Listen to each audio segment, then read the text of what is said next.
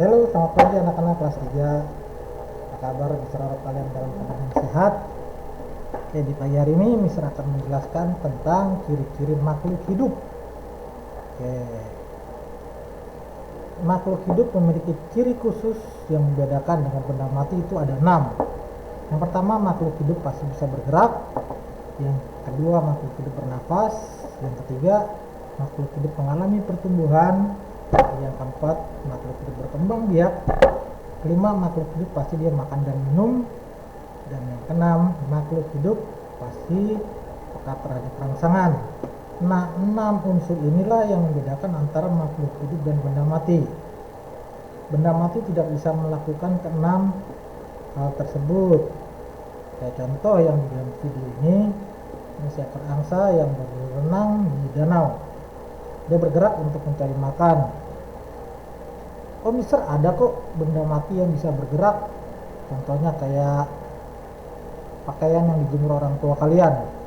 Itu dia bergerak, seolah-olah bergerak, tapi sebenarnya dia tidak bergerak. Itu ada perlakuan atau bantuan dari angin. Tanpa ada angin, kain tersebut akan diam. Ada kok Mister mainan, anjing mainan atau mobil mainan bisa bergerak. Bisa bergerak itu atas bantuan manusia diberikan baterai, makanya dia bisa bergerak. Tanpa ada baterai dia akan mati. Nah, pada dasarnya semua makhluk benda mati itu tidak bisa melakukan 6 hal yang tadi. Oke, di pagi hari ini Mister hanya akan membahas tentang salah satu ciri makhluk hidup, yaitu bernafas. Nah, makhluk hidup yang ada di alam semesta ini memiliki alat pernafasan yang berbeda-beda antara makhluk hidup yang satu dengan makhluk hidup yang lain. Nah, alat pernafasan di sini dirangkum ada 5 alat pernafasan yang dimiliki oleh makhluk hidup. Yang pertama adalah paru-paru. Yang kedua ada yang namanya insang. Yang ketiga ada yang namanya stomata. Yang keempat trakea, dan yang kelima buli. Oke, misalkan bahas satu-satu. Yang pertama paru-paru. Nah, ini paru-paru. Di dalam gambar ini kelihatan paru-paru itu adanya di bagian dada, letaknya di kiri dan di bagian kanan dada manusia. Nah, jadi manusia bernafas menggunakan paru-paru. Oke. Nah, ketika manusia bernafas, manusia akan menghirup yang namanya oksigen. Kemudian setelah itu akan dihembuskan keluar menjadi kotor yang namanya karbon dioksida. Nah, ini penting pernapasan bagi manusia. Apa sih manfaat udara bagi manusia? Ternyata manfaatnya adalah udara berfungsi untuk membantu darah. Jadi udara dan darah biasanya akan membantu makanan ketika diproses di lambung, kemudian sudah siap diedarkan darahlah dan oksigen yang membantu mengantarkan makanan ke seluruh tubuh, ke tangan, ke kaki, ke perut, kepala, dan seterusnya. Setelah itu, setelah dia selesai bekerja, dia akan mengeluarkan udara kotor yang namanya karbon dioksida. Oke, nah selain manusia, hewan juga bernafas dengan paru-paru, tapi tidak semua hewan. Di sini yang tergolong hewan bernafas menggunakan paru-paru tergolong hewan mamalia. Mamalia ini contoh hewan-hewannya ini terlihat ada jerapah, kanguru, beruang, singa, panda. Mamalia apa sih Mister? Nah, mamalia nanti Mister akan jelaskan di bab berikutnya tentang spesifik mamalia. Tapi secara umum hewan yang dikatakan mamalia adalah hewan yang berkembang biak dengan cara melahirkan. Jadi semua hewan yang melahirkan biasanya bernafas menggunakan paru-paru. Ada memang hewan yang bertelur tapi bernafas dengan paru-paru, contohnya burung itu bernafas dengan paru-paru. Atau juga buaya itu bertelur dan burung itu bertelur tapi dia tetap bernafas menggunakan paru-paru. Oke, ini hewan darat. Sekarang hewan air ada nggak sih yang bernafas dengan paru-paru? Coba kita lihat. Nah, ternyata ada juga hewan air yang bernafas menggunakan paru-paru. Jadi ada sekitar 12. Yang pertama nih, paus biru, paus yang paling besar, hewan yang hidup di air. Ini bernafas dengan paru-paru. Ada juga paus pembunuh atau killer whale, ada juga dugong, ada juga anjing laut, ada singa laut, ada nah ada lumba-lumba. Nah, ini hewan-hewan air tapi dia bernafas menggunakan paru-paru. Nah, hewan-hewan air ini biasanya dia akan berenang selalu dekat dengan permukaan air untuk membantu dia bernafas. Oke, itu yaitu hewan air yang bernafas menggunakan paru-paru. Sekarang alat pernapasan kedua yang akan kita bahas adalah insang. Nah, alat pernapasan insang ini hanya yang memiliki adalah hewan yang hidupnya di air. Tuh. Nah, insang merupakan alat pernapasan hewan yang hidupnya di air. Insang itu letaknya ada di samping kiri ataupun kanan dari bagian kepala ikan. Nah, dia warnanya merah marun seperti ini tuh. Nah, insang ini sangat berguna bagi ikan untuk proses pernafasan. Oke, sekarang pertanyaannya, Mister, ikan itu menghirup air atau oksigen untuk dia bernafas? Nah, ternyata ikan itu yang dihirup adalah oksigen. Loh, tapi kok dia yang diminum air? Betul, yang diminum air. Nah, jadi prosesnya seperti ini ya. Air masuk ke dalam mulutnya ikan. Nah, sampai di insang, air itu akan disaring sama insang. Jadi airnya dikeluarkan kembali lewat kiri dan kanan insang, kemudian oksigennya yang ada di dalam air akan masuk ke dalam tubuh ikan. Jadi air di laut itu pun mengandung oksigen.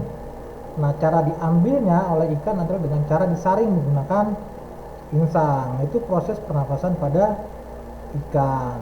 Loh, kok bisa dia bernapasnya oksigen, berarti bisa dong hidup di darat? Oh, tunggu dulu.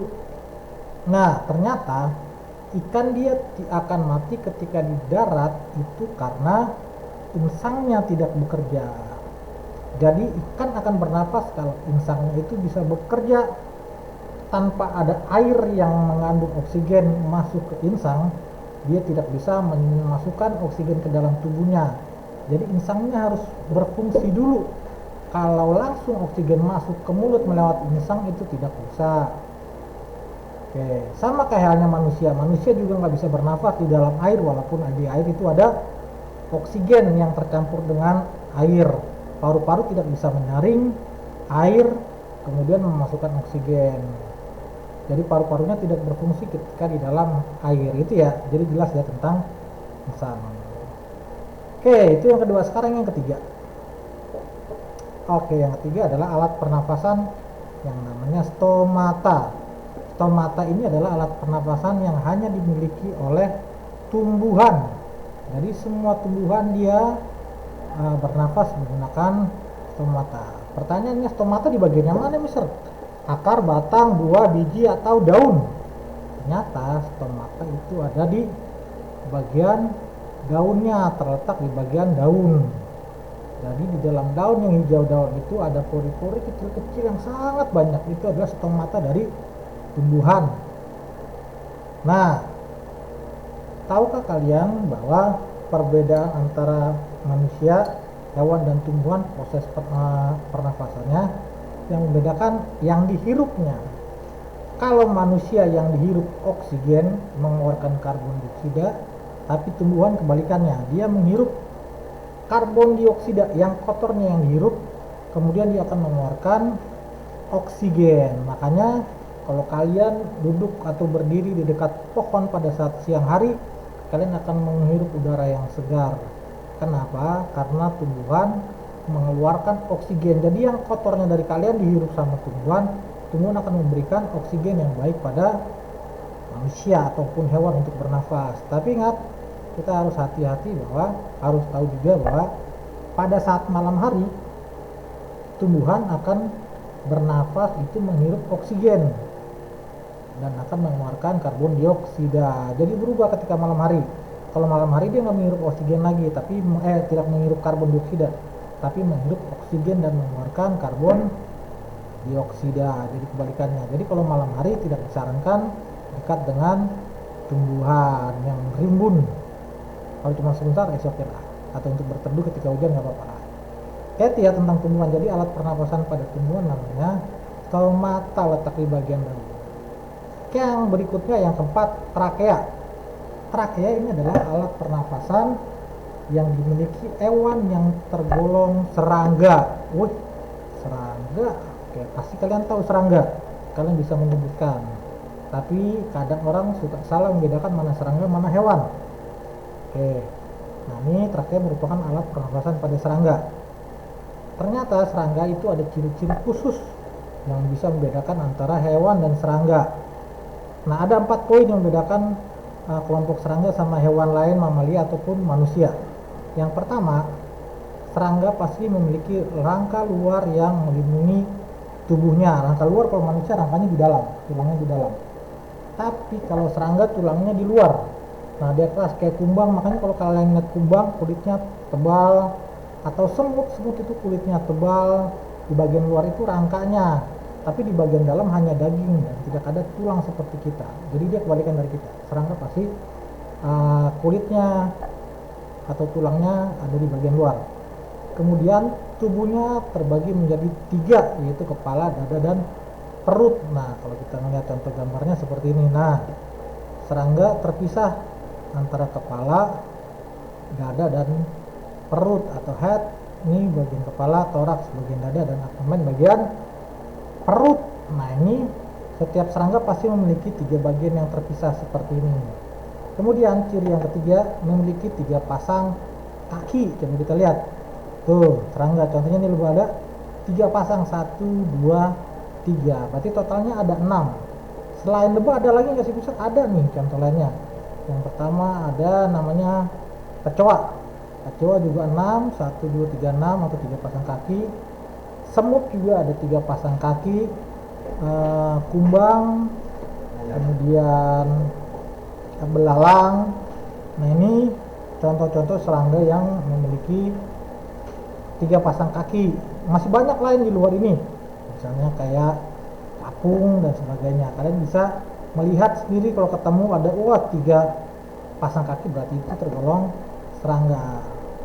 Kemudian ciri yang terakhir adalah berkembang biak dengan cara bertelur. Semua serangga dia biasanya berkembang biak dengan telur. Jadi semut, lebah, kecoa, kumbang, belalang dia berkembang biak dengan cara bertelur. Nah, itu jadi kalian membedakan dulu ciri khusus serangga, baru kalian tahu ternyata alat pernafasannya adalah trakea. Tuh, trakea. Alat pernafasnya trakea. Oke, yang terakhir. Yang terakhir adalah hewan yang bernafas dengan kulit. Kulit kok bisa digunakan untuk bernafas? Bisa. Ternyata ada hewan-hewan tertentu yang bernafas menggunakan kulit. Nah, contohnya adalah ular laut, kemudian ada juga lintah, dan juga ada cacing tanah. Nah, mereka akan membuka menutupkan kulitnya untuk bernafas. Dan itu adalah yang kelima. Jadi alat pernafasannya dengan kulit. Ada lagi yang keenam sebenarnya, tapi bisa nggak cantumkan di sini. Bernafas dengan kulit dan paru. Dia bisa, jadi hewan ini bisa hidup di darat ataupun di air. Oke, sampai sini. Saya harap kalian paham. Untuk kelanjutan materinya bisa akan sambung di pertemuan berikutnya. Nah, ini ada tugas buat kalian. Nah, ini ada kelompok-kelompok makhluk hidup. Ya, dari urutan pertama sini dan seterusnya sampai sini kalian cari tahu, kelompokkan. Tugas kalian adalah tuliskan alat pernafasan berdasarkan kelompok hewan di atas secara berurutan. Oke, jadi seperti itu penjelasan dari Mister. Alat pernafasan makhluk hidup itu ada 5 tadi. Yang pertama paru-paru, kedua insang, ketiga stomata, keempat trakea, dan kelima dengan kulit. Kalian kerjakan soal berikut. Misal harap kalian paham dengan materi besar. Oke, sampai di sini dulu. Goodbye. God bless you.